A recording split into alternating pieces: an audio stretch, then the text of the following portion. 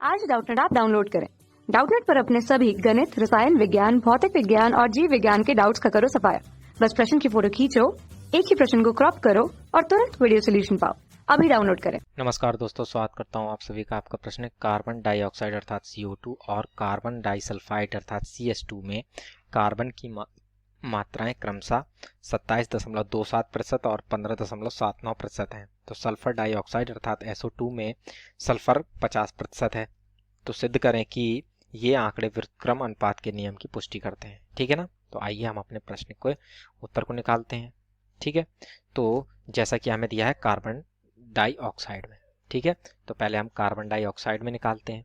तो carbon dioxide में जो कार्बन की मात्रा है, ठीक है, कार्बन की मात्रा वह हमें कितनी दी है, 27.27%।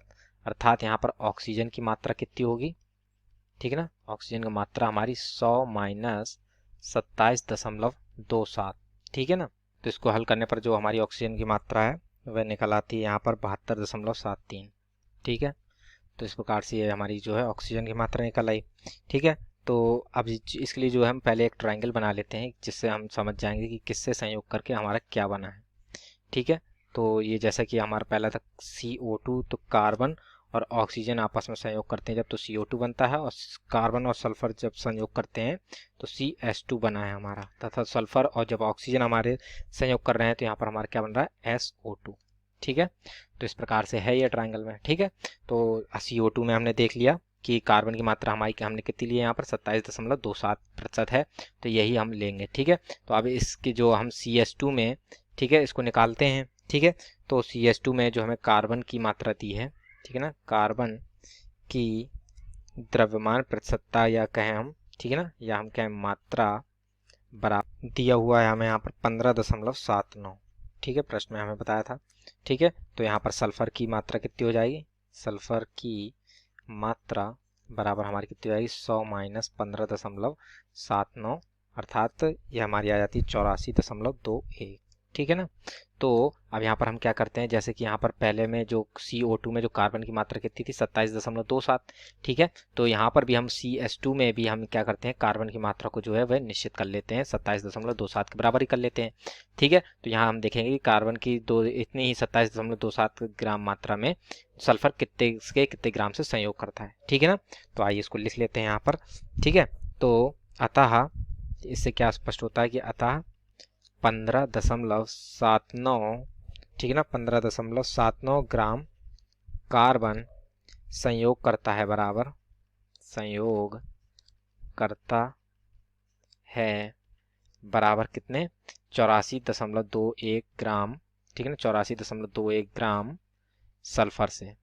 ठीक है, तो इसलिए जो है हम 1 ग्राम कार्बन का निकालते हैं पहले। ठीक है, तो 1 ग्राम कार्बन संयोग करेगा बराबर 84.21 बटे 15.79 ग्राम सल्फर से। ठीक है, और जैसे कि हमें यहाँ पर कार्बन जो है वो मात्रा समान करनी थी, अर्थात 27.27 ग्राम में निकालते हैं अब। तो 27.27 ग्राम कार्बन संयोग करेगा बराबर 84.21 गुणे 27.27 बटे 75, वो 15, ठीक है ना, 15, ये हमारा 15 है यहाँ पर। ठीक है ना, 15.79, ठीक है, ग्राम सल्फर से। ठीक है, अतः जब हम इसको हल करते हैं तो इसका मान हमारा आ जाता है 145.43 ग्राम सल्फर से। ठीक है, तो इस प्रकार से ये हमें यहाँ प्राप्त हुआ। तथा अब जैसे कि यहाँ पर हम देखें, ठीक है, जो SO2 में जो हमें प्रश्न में जो मात्रा दी है सल्फर की, ठीक है, सल्फर डाइऑक्साइड में कितनी है, सल्फर की 50% है। ठीक, तो जब सल्फर हमारा यहाँ पर 50% है तो ऑक्सीजन भी हमारा कितना हो जाएगा, 50% ही बचेगा, क्योंकि 100 ही होता है अधिकतम। तो 50:50, अर्थात इनमें अनुपात कितना आ जाएगा, 1:1 सल्फर और ऑक्सीजन में। ठीक है ना, तो अब इसके जो हम क्या निष्कर्ष निकलते हैं इसको लिख लेते हैं। अतः जैसा हमने CO2 में देखा था, तो कार्बन, ठीक है, CO2 में कार्बन और ऑक्सीजन का अनुपात कितना था, 27.27 अनुपात 72.73। ठीक है, दूसरा हमने क्या देखा, CS2 में, ठीक है, कार्बन और सल्फर के बीच, तो 27.27 अनुपात 145.43, ठीक है। तथा तीसरा हमने क्या देखा, ठीक है, यह हमारा जो बना SO2, ठीक है।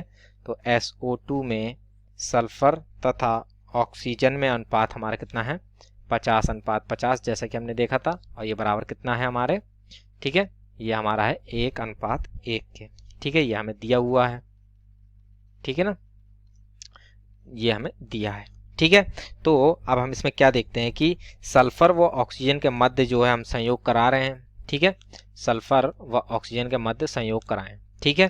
तो ठीक है, तो कार्बन के निश्चित द्रव्यमान के सापेक्ष कराने पर, ठीक है, जैसे कि यहाँ पर हम देख सकते हैं हमने कार्बन का जो द्रव्यमान है वह सापेक्ष द्रव्यमान जो है वह हमने निश्चित कर दिया है, ठीक है। अब जब हम इनमें जो संयोग कराते हैं, ठीक है, तो हमारा सल्फर तथा ऑक्सीजन में अनुपात जो है वो क्या आता है, ठीक है। सल्फर और ऑक्सीजन में अनुपात, ठीक है, सल्फर तथा ऑक्सीजन में अनुपात, ठीक है, कार्बन के निश्चित द्रव्यमान के सापेक्ष, कार्बन के निश्चित, ठीक है ना, कार्बन के निश्चित द्रव्यमान के सापेक्ष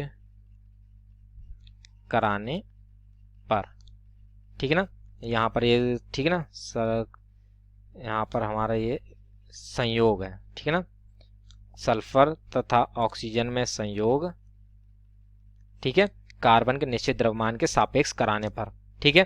तो हमारे यहाँ पर सल्फर तथा ऑक्सीजन में जो अनुपात है वो कितना आ जाता है, 145.43 अनुपात 72.73, अर्थात ये लगभग इसका जो मान सरलतम रूप में आ जाता है वह आ जाता है 2:1, ठीक है। और ठीक है, 2:1 है जो सल्फर SO2 में, ठीक है ना, जो SO2 में, ठीक है ना, 1:1 के सरल गुणक है, ठीक है ना, के सरल गुणक है, ठीक है ना। तो इसके सरल गुणक है। अतः इन आंकड़ों से क्या सिद्ध होता है कि ये जो है ये दिए गए आंकड़ों से स्पष्ट है कि ये व्युत्क्रम अनुपात के नियम की पुष्टि करते हैं, ठीक है। अतः इस कारण ये आंकड़े, ठीक है ना, लिख लेते हैं, अतः इस कारण ये आंकड़े, ठीक है ना, ये आंकड़े व्युत्क्रम अनुपात नियम की पुष्टि करते हैं, व्युत्क्रम अनुपात नियम की पुष्टि, ठीक है ना, नियम की पुष्टि करते हैं, ठीक है ना। तो इस प्रकार से ये हमारे प्रश्न का उत्तर जो है वह पूर्ण होता है, ठीक है ना। आशा करता हूँ आप सभी को उत्तर समझ में आया होगा। धन्यवाद। कक्षा 6 से 12वीं से लेकर नीट, IIT, JEE वो एडवांस के लेवल तक 1 करोड़ से ज्यादा छात्रों का भरोसा। आज ही डाउनलोड करें डाउटनेट ऐप या व्हाट्सएप करें अपने सारे डाउट्स 8400 400 400 पर।